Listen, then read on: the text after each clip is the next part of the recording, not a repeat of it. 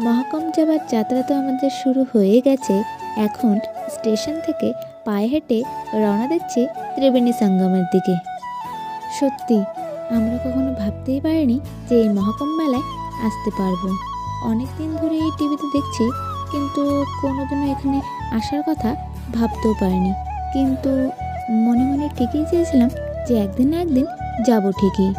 সত্যি ভগবানও ডাকটা হয়তো শুনেছে, তাই হয়তো আসতে পারা।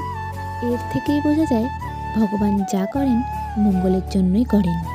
প্রায় আমরা হাঁটা শুরু করেছিলাম 1:30 নাগাদ, আর সঙ্গমে এলাম 6:30 নাগাদ। ভাবা যায় এত ঘন্টা হাঁটার পরও সত্যি এতটুকুর জন্য একটুকুও পা ব্যথা করেনি। একটা চমকে যাওয়ার মতো কাণ্ড, তাই না বলুন? গঙ্গায় ডুব দিয়ে মনে হলো এতক্ষণের যাত্রা, পরিশ্রম সব একেবারে দূর হয়ে গেল।